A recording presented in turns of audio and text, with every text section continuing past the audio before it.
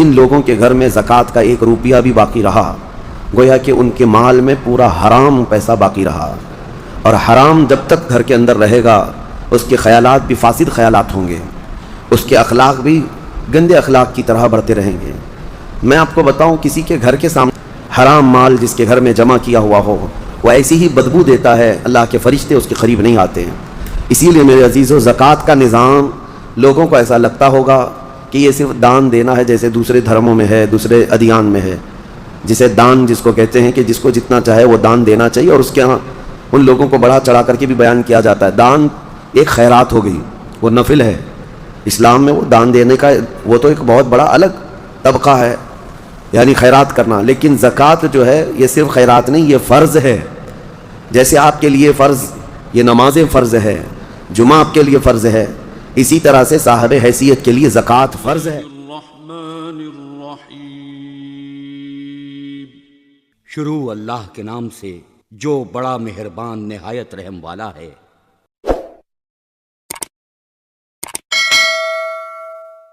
روزہ ایک اعتبار سے جسم کی تمام فاسد اور تمام تر بری بیماریوں کو ختم کرنے کا ذریعہ بھی ہے۔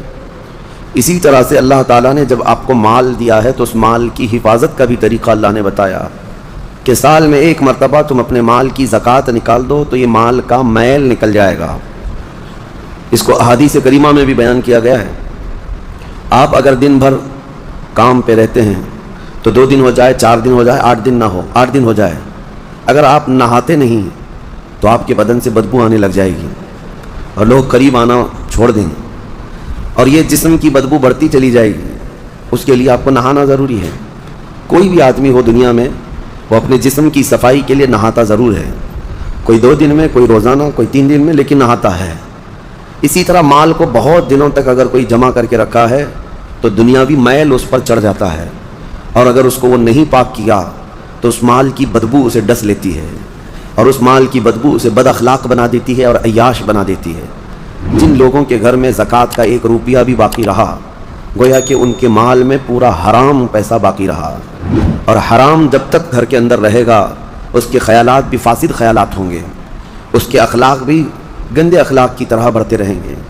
میں آپ کو بتاؤں، کسی کے گھر کے سامنے سے آپ گزر رہے ہیں اور گھر کے اندر اگر کسی نے اگربتی جلائی ہے، بخور لگایا ہے، تو خوشبو باہر آ ہی جاتی ہے، گزرتے ہی پتہ چلتا ہے۔ لیکن اگر کسی کے گھر کا ٹوائلٹ ٹوٹ چکا اور اس کی غلاظت گھر کے اندر بہہ رہی ہے تو اس کی بدبو صرف گھر والے نہیں، باہر والے بھی سونگنے لگ جائیں گے۔ اسی طرح سے حرام مال کسی کے گھر میں ہے تو اللہ کے فرشتے اس گھر کے آس پاس تک نہیں آتے ہیں۔ حرام مال جس کے گھر میں جمع کیا ہوا ہو، وہ ایسی ہی بدبو دیتا ہے، اللہ کے فرشتے اس کے قریب نہیں آتے ہیں۔ اسی لیے میرے عزیزو، زکوٰۃ کا نظام لوگوں کو ایسا لگتا ہوگا کہ یہ صرف دان دینا ہے، جیسے دوسرے دھرموں میں ہے، دوسرے ادیان میں ہے، جسے دان جس کو کہتے ہیں کہ جس کو جتنا چاہے وہ دان دینا چاہیے، اور اس کے ہاں ان لوگوں کو بڑھا چڑھا کر کے بھی بیان کیا جاتا ہے۔ دان ایک خیرات ہو گئی، وہ نفل ہے اسلام میں، وہ دان دینے کا وہ تو ایک بہت بڑا الگ طبقہ ہے، یعنی خیرات کرنا۔ لیکن زکوٰۃ جو ہے یہ صرف خیرات نہیں، یہ فرض ہے۔ جیسے آپ کے لیے فرض یہ نماز فرض ہے، جمعہ آپ کے لیے فرض ہے، اسی طرح سے صاحب حیثیت کے لیے زکوٰۃ فرض ہے، اور اگر اس نے زکوٰۃ نہیں نکالا تو اس کے متعلق قرآن کیا کہتا ہے سنیں۔ والذین یکنزون الذهب والفضة ولا ينفقونها في سبيل الله فبشرهم بعذاب علیم۔ محبوب، جو لوگ سونا اور چاندی کو جمع کر کے رکھ لیتے ہیں اور اللہ کی راہ میں اس کی زکوٰۃ نہیں دیتے یا خرچ نہیں کرتے، آپ ان کے لیے دردناک عذاب کی بشارت دے دیجئے۔ اللہ فرما رہا ہے اپنے محبوب سے، ان لوگوں کو دردناک عذاب کی بشارت دے دے۔ کیا ہوگا؟ یوم یحمى علیہا فی نار جہنم فتکوی بہا جباہہم وجنوبہم وظہورہم ھذا ما کنزتم لانفسکم فذوقوا ما کنتم تکنزون۔ اللہ فرماتا ہے جس دن آگ تپائی جائے گی، جہنم کی آگ تپائی جائے گی، بھڑکائی جائے گی، تو اس آگ کے ذریعے سے ان کی پیشانیوں کو داغا جائے گا، ان کے بازوؤں کو داغا جائے گا، ان کے پیچھے والے حصے کو داغا جائے گا اس گرم تپی ہوئی آگ سے، اور پھر اس سے کہا جائے گا ھذا ما کنزتم لانفسکم، یہ تو وہی ہے جو تو نے اپنے لیے خزانہ کر کے رکھا تھا، یہ وہی ساری چیزیں ہیں جو تو نے اپنے لیے سیو کر کے رکھا تھا۔ فذوقوا ما کنتم تکنزون، جو کچھ تم جمع کرتے تھے اب چکھو، آج کے دن آج اس کو چکھو، یہ کہا جائے گا، اس کو چکھایا جائے گا اور عذاب میں مبتلا رہے گا۔ یہاں تک کہ یہ تو قیامت کے دن کے عذابات کا ذکر ہے، اور قبر کے متعلق فرمایا گیا کہ اس کی میت قبر میں رکھ کر کے چلے جانے کے بعد سے لے کر قیامت قائم ہونے تک ایک خوفناک سانپ اس کے گلے میں پھندا ڈال کر قبر میں بیٹھا رہے گا اور اس کی ناک کی ہڈی کو ڈستا ہوگا اور چوستا ہوگا. وہ قبر والا پریشان اس عذاب سے اس کو دور کرنے کی کوشش کرتا رہے تو وہ سانپ کہتا ہے کہ تو مجھے کیوں الگ کرتا ہے؟ میں تیرا مال ہی تو ہوں جسے تو دنیا میں بہت زیادہ عزیز رکھتا تھا. میں تیرا سونا چاندی اور تیرا جمع کیا ہوا مال ہی تو ہوں. تو اب اس سے مجھ سے چھٹکارا اس وقت تک نہیں حاصل کر سکے گا جب تک اسرافیل علیہ السلام سور نہ پھونک دیں. میرے عزیزو، یہ جو وعیدیں آئی ہیں ان لوگوں کے لیے ہیں جنہوں نے اپنے مال کا حق اللہ کی راہ میں نہیں دیا. آپ دیکھیں اللہ کریم نے جو کچھ بھی دیا ہے آپ کو، یہ آپ کی اپنی محنت نہیں. جو اگر یہ سمجھتا ہو میں نے اپنے خون پسینے کی محنت سے یہ سب کمایا ہے، یہ خام خیالی ہے میرے عزیز. اللہ تبارک و تعالیٰ اگر نہ دینا چاہے تمہاری ناک زمین پر گھس جاتی، وہ ایک سکہ بھی تجھے نہ ملتا. رب تعالیٰ کی یہ عنایتیں ہیں جو تمہیں مال دیا، لیکن جس نے دیا کیا تم سے اس نے پورے آدھے مال کا تقاضا کیا؟ رب تبارک و تعالیٰ نے فرمایا کہ تم کو اگر 1,00,000 روپے کی قیمت کی کوئی چیز آج دنیا میں دی گئی تو 50,000 اللہ کی راہ میں دے دینا، یا 1/4 25,000 دے دینا، 1 پاؤ حصہ دے دینا. نہیں، دنیا تو تقاضا کرتی ہے پرسنٹیج کا. یہاں رب تبارک و تعالیٰ نے پورے سال میں، وہ بھی انکم پر نہیں، سیونگ پر. یاد رکھو دنیا کی جو ٹیکس ہیں، جتنی بھی ڈپارٹمنٹ ہیں، وہ تمہارے انکم پر ٹیکس لگاتی ہیں. انکم جتنی ہو رہی ہے اس پر ٹیکس ہے. انکم ٹیکس کیا ہے؟ آپ جتنا کما رہے ہیں اس پر ٹیکس آتا ہے. لیکن میرا مولا تمہارے انکم پر نہیں. تم سال میں کروڑ روپے بھی کماتے کیوں نہ ہو، لیکن اگر بچتا کچھ نہیں ہے تو زکوٰۃ کچھ بھی نہیں. زکوٰۃ کچھ بھی نہیں ہے. ہاں، جو سیونگ ہے تمہارے پاس، جو بچی ہوئی چیز ہے، اس کے لیے رب تعالیٰ فرماتا ہے جو بچا کر تم نے رکھا ہے، اب اس کا آدھا نہیں، اس کا پاؤ نہیں، اس کا 10واں حصہ نہیں، اس کا 20واں حصہ نہیں، بلکہ اپنے پورے مال کا 40واں حصہ 2.5% صرف اللہ کی راہ میں ادا کیا کرو. باقی 97.5% تمہارے پاس سیف رہتا ہے. 97.5% تمہارے پاس. مجھے حیرت ہوتی ہے زکوٰۃ کے اس نظام کو. کبھی میں سوچتا ہوں اتنا 2.5% نکالنے سے ہوتا کیا ہے؟ کس کا بھلا ہوگا؟ نکالنے والے کا کیا نقصان ہونے والا ہے؟ کچھ بھی نہیں. اور جس کو دے رہے ہیں اس کا کیا ہوگا؟ نہیں. یہ رب ذوالجلال کی حکمت بالغہ ہے. آپ کو میں بتاؤں، رسول اقدس صلی اللہ تعالیٰ علیہ وسلم کے زمانے میں جو غربت تھی مدینے کی، وہ ایسی غربت تھی کہ صحابہ کے پاس پورا جسم چھپانے کے کپڑے بھی نہیں تھے. کسی کے پاس 2 کپڑے، کسی کے پاس 1 کپڑا. اور کھانے پینے کی اشیاء کی ایسی قلت تھی کہ وہ صرف 1 یا 2 کھجور پر پورا دن گزار لیتے تھے. ان کے پاس ہتھیار خریدنے کے لیے پیسے نہیں تھے، جو جنگوں میں ایسی لکڑیاں لے کر چل پڑتے تھے. غربت کا عالم یہ تھا. آپ کو میں بتاؤں، جنگ بدر جو ہوئی ہے 17 رمضان المبارک کو، 313 صحابہ میرے آقا کے ساتھ گئے تھے بدر کی وادی تک، 160 کلومیٹر. لیکن آپ کو پتا ہے ان 313 صحابہ کے درمیان صرف 4 گھوڑے تھے. 4 گھوڑے. آپ سوچ سکتے ہیں 4 گھوڑے تھے صرف جس پر سواری کی جا سکتی ہے 313 لوگوں کے پاس. وہ غربت کا عالم تھا. لیکن نبی کریم صلی اللہ تعالیٰ علیہ وسلم نے یہ زکوٰۃ کا نظام قائم فرمایا. میں آج آپ کو بتاؤں کہ حضور پاک کی وفات ظاہری کے بعد صدیق اکبر کا زمانہ آیا. 2.5 سال صدیق اکبر نے خلافت کی. اس کے بعد سیدنا عمر ابن خطاب کا زمانہ آیا. اب دور خلافت عمر میں حضرت عمر فاروق کی خلافت کا دور ہے. اب زکوٰۃ کا نظام بڑھ چکا تھا. اسلام کی سرحدیں بھی بہت دور ہو چکی تھیں، بہت پھیل چکی تھیں. یمن کے گورنر سیدنا معاذ ابن جبل رضی اللہ تعالیٰ عنہ، صحابی رسول ہیں، وہاں کی زکوٰۃ کلیکٹ کرتے ہیں اور وہ زکوٰۃ مدینہ بھیجتے ہیں حضرت عمر کے پاس خط لکھ کر کے، امیر المومنین یمن کے غنی حضرات کی یہ زکوٰۃ ہے، فقرائے مدینہ میں اس کو تقسیم کر دیا جائے. جب مال مدینے پہنچا، سیدنا عمر فاروق رضی اللہ تعالیٰ عنہ نے لیا، مدینے میں اعلان کیا کہ یمن سے زکوٰۃ آئی ہے، جو مستحقین ہیں وہ آ جائیں. 3 دن تک مسلسل اعلان ہوتا رہا. مدینے میں ایک آدمی بھی زکوٰۃ لینے والا رہا ہی نہیں. ہر ایک اتنا کیپیبل ہو چکا تھا کہ زکوٰۃ دینے والے تھے، مدینے میں لینے والا کوئی تھا ہی. یہ اتنا جلدی کیسے ریولیوشن آیا؟ اس غریبی سے کیسے لوگ اس منزل تک پہنچے؟ حضرت عمر فاروق رضی اللہ تعالیٰ عنہ نے پوچھا کہ مدینے میں کوئی آنے والا نہیں ہے زکوٰۃ لینے کے لیے؟ یہ وہی مدینہ ہے جب آئے تھے تو ان کو پانی کی قلت تھی، پانی بھی نہیں پی پا رہے تھے، پیسے دے کر خریدنا پڑتا. تو پھر حضرت عمر نے خط لکھ کر کے واپس بھیجا حضرت معاذ بن جبل کو کہ مدینے میں کوئی بھی اب زکوٰۃ کا مستحق نہیں رہ گیا، لہٰذا یمن کے فقیروں میں ہی اس کو تقسیم کر دو. حضرت معاذ بن جبل کے پاس یہ مال دوبارہ گیا اور انہوں نے دوبارہ پھر خط لکھ کر کے بھیجا کہ حضور پورے یمن میں بھی کوئی فقیر نہیں رہ گیا. یہ نظام مصطفیٰ ہے، یہ نظام مصطفیٰ ہے. تم سمجھتے ہو 2.5% سے کچھ نہیں ہوتا؟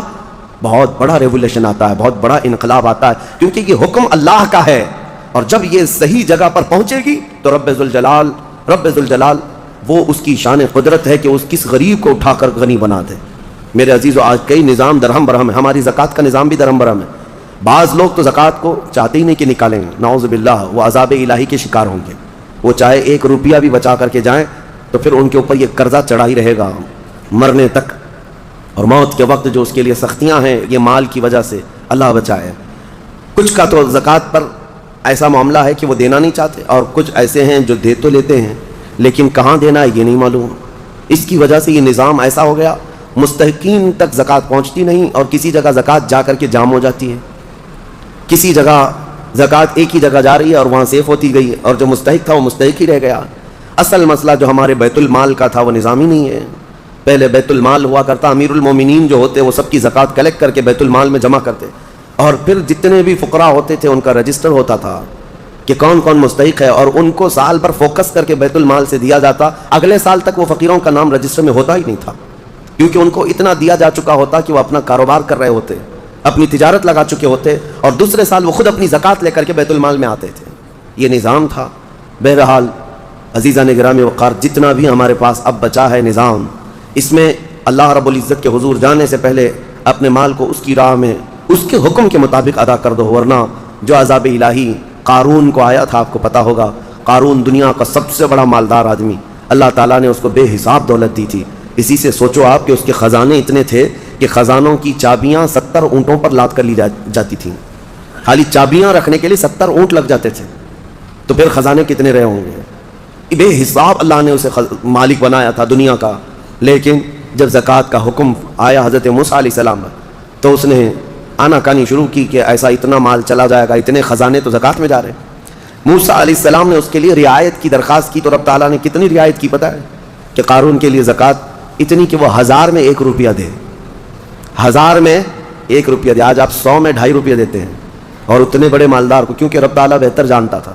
جب اس نے اس کا بھی کیلکولیشن کیا تو کئی خزانے زکوٰۃ میں نکل رہے تھے. اب اس کا دل نہیں مانا کہ اتنے میں خزانے کسی کو مفت میں یوں ہی دے دوں. مال ایک ایسی چیز ہے جب کسی کے دل پر یہ غلبہ کر جاتی ہے تو وہ اپنے باپ کو بھی نہیں تسلیم کرتا، نہ اپنے بیٹے کو تسلیم کرتا. اسی لیے میرے آقا صلی اللہ علیہ وسلم نے فرمایا مال کے طلبگار کتے کی طرح ہیں. کتا جو ہے مردہ کھانے کے لیے جاتا ہے، پورا بیل کھا تو نہیں سکتا لیکن دوسرے کتے کو برداشت بھی نہیں کر پاتا. کھاتا تو نہیں ہے پورا، لیکن کوئی دوسرا کتا آئے تو بھونکنے لگے گا، دانت نکالے گا، اس کو چیخ مارے گا. یہ حدیث پاک میں مثال اللہ کے حبیب نے فرمائی ہے کہ دنیا کا طلبدار کتے کی طرح ہے، اور دنیا مردار ہے. اس مردار کو کھانے کے لیے جتنے جھپٹ پڑے ہیں وہ اپنے سگے بھائیوں کو بھی اپنے کاروبار میں برداشت نہیں کر پاتے، شریک اس کو پارٹنر برداشت نہیں کر پاتے. میں یہ عرض کر رہا تھا قارون کے متعلق، اس نے موسیٰ علیہ السلام پر زنا کی تہمت لگانے کا ارادہ کر لیا کہ میں ان کو ڈیمیج کر دوں گا تاکہ پوری قوم میں ان کی امیج گر جائے، ختم ہو جائے. لیکن موسیٰ علیہ السلام پر وہ تہمت لگا نہ سکا. جس عورت کو اس نے پیسے دے کر خریدا تھا وہ عورت بول پڑی کہ مجھے قارون نے اتنے پیسے دیے موسیٰ پر تہمت لگانے کے. حضرت موسیٰ علیہ السلام کو جلا لایا. آپ نے صرف اتنا حکم کیا کہ اے زمین قارون کو نگل جا. زمین پھٹ گئی، قارون اندر جانے لگا. عذاب کو اپنی آنکھوں سے دیکھنے کے بعد بھی مال کا جو حریص ہوتا ہے، لالچی ہوتا ہے، اس کی طلب کیا رہ جاتی ہے پتہ ہے؟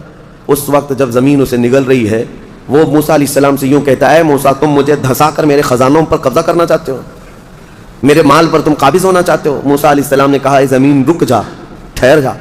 وہ جتنا دھسا تھا وہیں رکا. پھر آپ نے حکم فرمایا زمین اس کے پورے خزانوں کو نگل جا. زمین پھٹ گئی اور ایسے اس کے خزانے ریت بن گئے، پورے دھس گئے. آج بھی وہ مصر میں بحیرہ قارون نام سے فیوم کی ایک جگہ میں موجود ہے. ایک سمندر کی طرح دکھتا ہے جس پر پورا پانی ہے آج، جہاں اس کے خزانے غرق کر دیے گئے تھے. اور اس کے بعد پھر موسیٰ علیہ السلام نے حکم دیا زمین اس کو بھی نگل جا. وہ ہمیشہ کے لیے زمین بوس ہو گیا، ختم ہو گیا. اور اس کا ذکر قرآن پاک میں بھی اللہ تعالیٰ نے فرمایا وَآتَيْنَاهُ مِنَ الْكُنُوزِ، ہم نے اس کو خزانے دیے تھے. لیکن اللہ کی راہ میں جب دینے کی بات آئی تو پھر دل پسیج گیا، اور دل کے اندر نہ جانے کیسے کیسے خیالات آئے کہ میں نہیں دوں گا. آج جس کو مال کی محبت غالب ہو گئی اس کا حشر قارون کے ساتھ ہوگا قیامت کے دن. وہ قارون کے ساتھ اٹھایا جائے گا. میرے عزیزو مال دینے سے کبھی کم نہیں ہوتا. میں آپ کو بتاؤں 1400 سال کے بعد بھی آج بھی مدینہ طیبہ میں حضرت عثمان غنی کا اکاؤنٹ چل رہا ہے. پتہ ہے آپ کو ان کے نام کی آج بھی ہوٹل ہے وقف عثمان بن عفان. ان کا خریدا ہوا کنواں آج بھی موجود ہے مدینے میں. ان کے پیسے ابھی ختم نہیں ہوئے، ان کے پیسوں سے میونسپلٹی کا خرچہ آج بھی نکالا جاتا ہے مدینے کا. 14 صدیاں گزر گئی لیکن مال ابھی تک ختم نہیں ہوا. عثمان ابن عفان رضی اللہ تعالیٰ عنہ کا سنا ہے کہ ان کا کھاتا بھی چلتا ہے اور اس کو ہمیشہ ترقی دی جاتی رہتی ہے. میں یہ پوچھنا چاہتا ہوں میرے عزیزو، اللہ کی راہ میں دینے والے وہ عثمان ابن عفان جن کے لیے میرے آقا صلی اللہ علیہ وسلم نے دعا کی تھی. جب جیش العسرہ جنگ تبوک میں جا رہے تھے، نبی پاک صلی اللہ تعالیٰ علیہ وسلم نے اعلان فرمایا کوئی ہے جو اللہ کی راہ میں اپنا مال خرچ کرے؟ حضرت عثمان غنی رضی اللہ تعالیٰ عنہ نے اعلان کیا 1000 اونٹ میری جانب سے اور اتنا ہی ساز و سامان. پھر دوسری بار حضور پاک صلی اللہ علیہ وسلم نے اعلان فرمایا اور کوئی ہے؟ حضرت عثمان غنی دوبارہ اٹھتے ہیں اور کہتے ہیں 1000 اونٹ میری جانب سے اور اتنا ہی ساز و سامان. تیسری بار میرے آقا صلی اللہ علیہ وسلم نے پھر اعلان کیا کوئی اور اللہ کی راہ میں وقف کرے گا؟ حضرت عثمان غنی پھر اٹھتے ہیں اور کہتے ہیں 1000 اونٹ اور میری جانب سے. ایک محفل میں 3000 اونٹ ساز و سامان کے وقف کرنا. اور اس کے بعد میرے آقا نے فرمایا اب عثمان کو جنت میں جانے سے کوئی چیز روک ہی نہیں سکتی، جنت واجب کر لیا انہوں نے اپنے اوپر. میں کیلکولیشن کے اعتبار سے آپ کو ایک تخمینہ اندازاً بتاؤں اس زمانے میں جو حضرت عثمان غنی نے ایک محفل میں وقف کیا تھا حضور پاک کے ایک فرمان پر، ایک محفل میں جو دیا تھا، آج کے حساب سے جب اس کو ٹیلی کیا جائے اور کیلکولیٹ کر کے اس کی آج کی قیمت لگائی جائے تو تقریباً 116 کروڑ روپے کی قیمت ہوتی ہے. 1 ارب 16 کروڑ آج کے دور کے اعتبار سے. وہ اونٹ، وہ ساز و سامان، وہ ساری چیزیں. ہے کوئی جو فرمان مصطفیٰ پر 120 کروڑ اپنا یوں ہی لگا دے اللہ اور اس کے رسول کے نام پر؟ اب یہاں سے یہ بھی اندازہ ہوتا ہے کہ اللہ تعالیٰ نے ان کو اس زمانے میں کتنا مال دیا تھا، لیکن کبھی انہوں نے اللہ کی راہ میں خرچ کرنے کے لیے بخالت سے کام کبھی نہیں لیا، کبھی کوئی کنجوسی نہیں، کبھی کوئی مال پر بیٹھ جانا سانپ کی طرح کوئی ایک جگہ بھی ہمیں نہیں دکھا سکتا. حتیٰ کہ ایک تجارت انہوں نے جو کی تھی، اللہ اکبر، وہ ایسی تجارت کے مدینے میں جو ہے یہودی بڑے پیسے والے تھے. آج بھی پوری دنیا کو کریڈٹ پر جو چلا رہے ہیں یہ یہودی ہیں. ملٹی نیشنل کمپنیاں سب یہ اپنے پاس رکھتے ہیں، ورلڈ بینک ان کے پاس ہیں. پوری دنیا کی بڑی بڑی کمپنیاں جو آج آپ کو نظر آتی ہیں، وہ الیکٹرانک تمام چیزوں کو لیں یا پھر کھانے پینے کی چیزوں کو لیں یا استعمال کی چیزیں، بڑے لیول کی کمپنیاں جن پر یہ ڈیرا ڈال کر بیٹھے ہوئے ہیں. اور ان کا حال یہی ہے کہ لوگوں کو سود پر دو اور ان کا پورا مال کھینچ لو. اب ہر چیز پر کریڈٹ ہے نا. آپ کو تو کوئی چھوٹا سا سامان بھی لینا ہے تو آپ کو ادھار دے دیا جائے گا اور اس کے بدلے آپ کو سود لے لیا جائے گا. یہودیوں کی یہ فطرت میں برسوں سے ہے، آج سے نہیں. پوری دنیا کو یہ نوٹ پر لا کر کھڑا کی ہیں. پہلے نوٹ یہ پیسے نہیں تھے، یہ جو کاغذ کی نوٹ آج آپ دیکھتے ہیں، یہ اگر حکومت نے کہہ دیا کہ آج سے اس کی ویلیو نہیں تو کل سے تو اس کو کچرا اٹھانے کے بھی کام میں نہیں آئی. اس نوٹ کی قیمت کچھ نہیں ہے، صرف گورنمنٹ مانتی ہے کہ اس کی اتنی مالیت ہے تو ہم بھی چلا لیتے ہیں، ورنہ فی نفسی ہی اس نوٹ کی کوئی ویلیو نہیں. پہلے جو سکے ہوتے تھے وہ سونے اور چاندی کے ہوا کرتے. حکومت آئے جائے لیکن سونے کی اپنی قیمت تو ہوتی تھی. کوئی حکومت چلی بھی جائے، سونے کے سکے آپ کے پاس ہیں، چاندی کے سکے آپ کے پاس ہیں، بس اس کا نقشہ ہی تو مٹانا ہے، میلٹ کر کے دوسرا بنا لیتے ہیں. لیکن انہوں نے پوری دنیا سے یہ درہم اور دینار کو ختم کیا اور نوٹ پہ لا کر کھڑا کیا.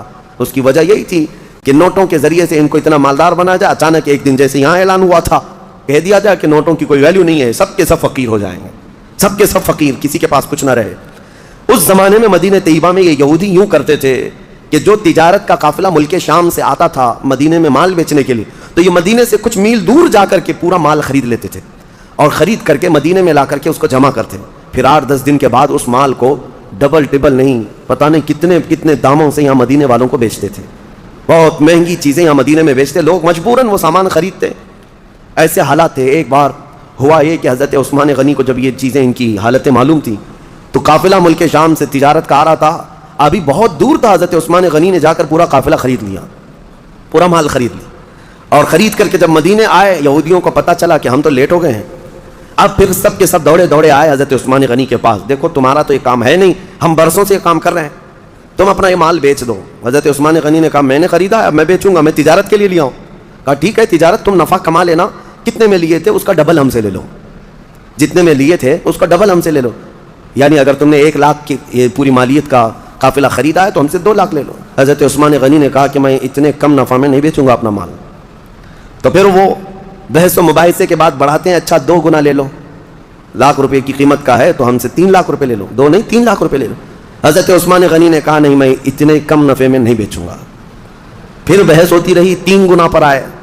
اب اسی سے اندازہ لگاؤ کہ وہ 3 گنا حضرت عثمان غنی سے خرید رہے ہیں تو پھر مدینے والوں کو کتنوں میں بیچیں گے. تو حضرت عثمان غنی اس پر بھی انکار کر گئے کہ نہیں، میں 3 گنا زیادہ پہ بھی مال نہیں بیچوں گا، مجھے اور نفع چاہیے، اور نفع چاہیے، میں تو زیادہ نفع کے لیے اس کو خریدا ہوں. وہ بحث کرتے کرتے کرتے شام ہو گئی اور 5 گنا تک آ گئے اور دھمکی دینے لگے کہ ہم نے اتنے نفع میں تمہارے مال کی بولی لگائی کہ اب دوسرا کوئی تمہارا مال خریدے گا ہی نہیں. حضرت عثمان نے کہا مجھے کچھ فرق نہیں پڑتا، مجھے کچھ نہیں فرق پڑتا. تو جاتے جاتے کسی یہودی نے کہا 10 گنا زیادہ پہ دے دو گے؟ 1 لاکھ کا مال 10 لاکھ میں دے دو گے؟ حضرت عثمان غنی نے کہا جاؤ تم اپنے گھر، میں اتنے کم نفع میں نہیں بیچنے والا۔ یہ کیا بات ہوئی؟ بہت باتیں بنائی حضرت عثمان غنی کے خلاف یہودیوں نے۔ اس کے بعد 2 دن، 1 دن گزرا تھا، مدینے کے ایک میدان میں پورے قافلے کا غلہ، تجارت کا مال سب اتار دیا گیا۔ حضرت عثمان غنی رضی اللہ تعالیٰ عنہ مدینے میں آئے اور عام اعلان کیا جس کو جس مال کی ضرورت ہے وہ اس میدان میں آئے اور مفت میں لے کر چلا جائے، جس کی جو ضرورت ہے۔ حضرت عثمان غنی کے اس اعلان پر غربائے مدینہ، فقرائے مدینہ ٹوٹ پڑے، جن کو جس غلے کے اناج کی ضرورت تھی وہ بھر بھر کر لے کر چلے گئے۔ شام ہوئی تو یہودی آئے اور پوچھنے لگے عثمان یہ کیا کیا تم نے، یہ کیا کیا تم نے؟ ہم 10 گنا زیادہ پر مال خریدنا چاہتے تھے اور تم نے اونے پونے پتہ نہیں مفت میں کیوں بانٹ دیا؟ حضرت عثمان نے کہا میں نہیں کہتا تھا کہ میں زیادہ نفع چاہتا تھا، تم اتنا نفع نہیں دے سکے، کہا تم تو مفت میں دیے۔ کہا کس نے کہا؟ جھوٹ بات ہے، میں نے مفت میں دیا، میں نے اللہ کے ہاتھ 70 گنا زیادہ فائدے میں بیچا ہے، 70 گنا فائدے میں نے بیچا ہے اپنا مال، اور وہ بھی میرا خریدار خلاق کائنات رب العالمین ہے جو وعدہ خلافی نہیں کرتا۔ یہ عثمان غنی کا یقین اور توکل تھا اپنے رب کی ذات پر، کیونکہ قرآن میں اللہ نے فرمایا مثل الذین ينفقون اموالهم فی سبیل اللہ کمثل حبۃ انبتت 7 سنابل فی کل سنبلۃ 100 حبہ۔ انہی کی شان میں یہ آیتیں نازل ہوئی تھی، حضرت عثمان کی شان میں یہ آیتیں نازل ہوئی۔ اللہ فرماتا ان لوگوں کی مثال جو اللہ کی راہ میں دیتے ہیں ایسی ہی ہے جیسے کسی نے پھلیوں کی ایک بیج بوئی زمین پر۔ پھلی جانتے ہیں جس میں لمبی لمبی پھلیاں ہوتی ہیں، اللہ تعالیٰ فرماتا ہے پھلیوں کا بیج کسی نے بویا، اور پھر جب وہ پودا اگ آیا تو اس پودے میں 70 بالیاں نکلیں، 70 پھلیاں نکلیں، اور ہر پھلی میں 100 بیج، ہر پھلی میں 100 بیج۔ ایک بیج ڈالا تھا، 70 پھلیاں نکلیں اور ہر پھلی میں 100 بیج۔ اللہ فرماتا ہے کہ اس کا مطلب یہ ہوا کہ ایک بیج ڈالا تو 70 پھلیاں نہیں آئیں بلکہ 700، اور اللہ تبارک و تعالیٰ فرماتا ہے اس سے بھی زیادہ رب تبارک و تعالیٰ دینے پر قادر ہے۔ 700 نہیں، 7000، 70000، اس سے بھی زیادہ دینے پر رب ذوالجلال قادر ہے۔ عزیزان گرامی وقار، ہم نے اس نظام کو یوں سمجھ لیا ہے کہ ایک فیشن ہے، برسوں سے چلا رہا ہے۔ کچھ لوگ جو ہے کچھ ٹاول بانٹ دیے، کسی کو لنگیاں بانٹ دیے، کسی کو ٹوپیاں بانٹ دی اور سمجھتے زکوٰۃ ہو گئی، زکوٰۃ ہو گئی، اور کچھ عورتوں کو کپڑے بانٹ دیے، کچھ جگہ پر جو ہے کسی کو افطار کٹ دے دیا، یہ زکوٰۃ ہو گئی۔ کچھ چیزوں کا دکھاوا کر لینے سے زکوٰۃ نہیں ہوتی۔ زکوٰۃ کا مال پورا کا پورا حساب کرو، حساب کے ساتھ نکالو اور مستحق تک پہنچاؤ۔ یا اگر کسی کو وکیل بناتے ہو اپنی زکوٰۃ کا تو پھر اس وکیل کے ذریعے سے مستحق تک اس مال کو پہنچاؤ۔ آپ کو میں ایک بات بتا دوں، رب ذوالجلال تمہیں دنیا میں بھی کبھی شرمندہ ہونے نہیں دے گا اور آخرت میں بھی۔ بنی اسرائیل کی ایک خاتون کے متعلق میں گفتگو کو یہاں لا کر کے آپ کے سامنے عرض کرتا ہوں کہ ایک عورت، ایک لڑکی تھی، جوان دوشیزہ تھی، اس کا باپ بڑا کنجوس تھا، بخیل تھا، اور لڑکی بڑی دیالو سخی۔ ایک بار اس کے گھر فقیر آیا تو اس نے قیمتی چیز اٹھا کر کے اس لڑکی نے دے دیا جو اس کے باپ کو بڑی پسندیدہ تھی، اور وہ بہت اس کی حفاظت کرتا تھا۔ وہ قیمتی چیز تھی، اس لڑکی نے اٹھا کر ایک فقیر کی جھولی میں ڈال دیا۔ فقیر تو ناچتا خوش ہوتا چلا گیا۔ باپ کو جیسی پتہ چلا اس کی تو آگ لگ گئی بدن، پہلے سے تھا بخیل، خرچہ کرتا نہیں تھا، اور اس پر یہ کہ گھر کی سب سے قیمتی چیز لڑکی نے اٹھا کر دی۔ غصے میں آیا اور اپنی بیٹی کا ہاتھ کاٹ دیا، ہاتھ کاٹ دیا۔ یہ ظالم تھا، کہا کہ تو نے اٹھا کر دیا کیسے؟ بہرحال بات آئی گئی ہو گئی، جوان ہو گئی، اس کی شادی کی بات تھی، خوبصورت بہت تھی لیکن ہاتھ نہیں تھا، ہاتھ نہیں تھا۔ بہرحال ایک بہت مالدار گھرانے کا ایک نوجوان، اس زمانے کا شہزادہ تھا، اس کو یہ لڑکی پسند آ گئی لیکن ہاتھ دکھایا نہیں۔ جب لڑکی کی پسند چل رہی تھی یا لڑکے کی منہ دکھائی چل رہی تھی تو اس نے ہاتھ اندر چھپا رکھا تھا، کیونکہ دکھائیں گے تو عیب ہے اور جلدی کوئی شادی نہیں کرے گا۔ اسی پر وہ پسند کر لیا اور شادی فکس ہو گئی، لیکن کسی کو پتہ نہیں تھا دولہے کے گھر والوں کو کہ لڑکی کا ہاتھ نہیں ہے۔ وہ اپنے جبے میں اندر چھپائے رہتی اپنے کپڑوں میں۔ پھر چند دنوں کے بعد جب شادی ہوئی، گھر پہنچے، دلہن کو لے جا کر کے وہ اپنے گھر سجا سنوار کر لایا۔ اس کی بڑی ارمان تھی، بڑی خوبصورت عورت میرے گھر آ رہی، اخلاق کی بھی اچھی تھی، سیرت کی بھی اچھی، صورت کی بھی اچھی، لیکن رات کو جب دسترخوان پر بیٹھتے ہیں، اب ہاتھ تو تھا نہیں، سب کے سامنے کھانا تو ہے اور سیدھا ہاتھ غائب ہے، کیسے نکالے ہاتھ؟ بائیں ہاتھ سے کھائے تو لوگوں کو پتہ چلے۔ وہ خاموش بیٹھی رہی۔ اب اسے اندازہ ہونے لگا کہ میرا یہ عیب کھل جائے گا، میں کب تک اس کو چھپا کر کے رکھوں گی؟ کب تک؟ میرے گھر کی ماں اور میرے گھر کی عورتوں کے کہنے پر اب تک چھپائی رہی، لیکن اب کب تک چھپاؤں؟ اس کی آنکھوں میں آنسو آ گئے۔ پھر اس کے بعد لوگوں کا اصرار بڑھتا گیا کہ چلو کھاؤ، کھانا تو شروع کرو۔ اس کے دولہا، اس کے شوہر جو نئے نئے ابھی شادی والا تھا، اس نے کہا کہ میری رفیق حیات، ہاتھ نکالو اور کھانا شروع کرو، ہاتھ نکالو۔ ہاتھ نکالنے کو تیار نہیں، ہاتھ نکالے تو کیسے؟ ٹوٹا ہوا ہاتھ ہے، میری شادی ٹوٹ جائے گی۔ وہ رو رہی تھی. اچانک غیب سے آواز آئی کہ اے میری بندی تو ہاتھ نکال, تیرا ہاتھ سلامت ہے. اس نے جب ہاتھ نکالا تو اس کا ہاتھ پورا کا پورا سلامت تھا, اور اس نے دسترخوان سے کھانا اٹھایا اور کھانے لگی. حیرت میں وہ رو پڑی, سجدے میں گر پڑی. اس وقت جو اللہ کے نبی تھے ان کے پاس گئی اور ماجرا بیان کیا. اللہ کے نبی نے کہا کہ رب تعالیٰ یہ فرماتا ہے ہم اس ہاتھ کو کبھی شرمندہ اور ذلیل ہونے نہیں دیتے جو ہمارے راہ میں اٹھا کرتا ہے, جو ہمارے راستے میں اٹھا کرتا ہے, اس ہاتھ کو ہم ذلیل ہونے نہیں دیتے. اللہ ہم سب کو وہ ہاتھ عطا فرمائے جو رب ذوالجلال کے راستے میں اٹھا کرے. آج بہت سارے لوگ تمہارے انتظار میں ہیں. اللہ نے اگر کچھ دیا ہے تو ان غریبوں کے حلق تر کرو جن کے ہاں آج کوئی چیز نہیں پہنچ پاتی. میرے عزیزوں, پیشہ ور فقیروں کو بانٹنے کی میں بات نہیں کر رہا. آج بہت سارے ایسے لوگ ہیں جن کے ہاں افطار بھی نہیں ہے. ہم نے سنا اور ہماری طرف سے جو ہو سکتا ہے, ترکی میں, شام میں, یمن میں جو لوگ خدمات کر رہے ہیں اللہ ان کو سدا سلامت رکھے. لیکن کئی گھر ایسے ہیں جو پانی پہ سحری کر رہے ہیں اور پانی پہ افطاری کر رہے ہیں, اس کے علاوہ ان کے پاس کوئی چیز نہیں, کوئی چیز نہیں. بہت ساری ایسی خبریں آتی ہیں. عرب دوست جو ہمارے وہاں بیٹھے ہیں وہ کہتے ہیں بچے اتنے مجبور ہو جاتے ہیں کہ رات کے وقت گھاس نکال کر کے کھا لیتے ہیں اپنے پیٹ کو. یہ ظالموں نے اتنی بمباریاں کی ہیں, سپر پاور طاقتیں ان کے منہ سے لقمے تک چھین چکے ہیں. لیکن آپ کو پتا ہے جو سونے کے ٹوائلٹ بنانے والے یا عربوں کی عیاشیاں ایک لقمہ ان غریبوں تک نہیں پہنچا پاتے ہیں. ایک لقمہ عراق, یمن, شام, فلسطین میں نہیں پہنچا پاتے. لیکن آپ حضرات اگر اپنا مال پہنچا نہیں بھی سکتے تو کم از کم ان غریبوں کا احساس تو کرو. احساس کرو جب اللہ تعالیٰ تمہیں شام کے وقت دسترخوان میں کیا نہیں عطا کرتا. ہر طرح کی نعمت تمہارے دسترخوان میں افطار میں ہوتی ہے, تم اپنے پیٹ بھر لیتے ہو. اس وقت دعاؤں میں غربائے امت کو یاد کرو. اے اللہ تیرے حبیب کی وہ بھی امت ہے جن کے حلق آج تر نہیں ہو پاتے, اور میرے دسترخوان کو تو نے نعمتوں سے بھر دیا ہے.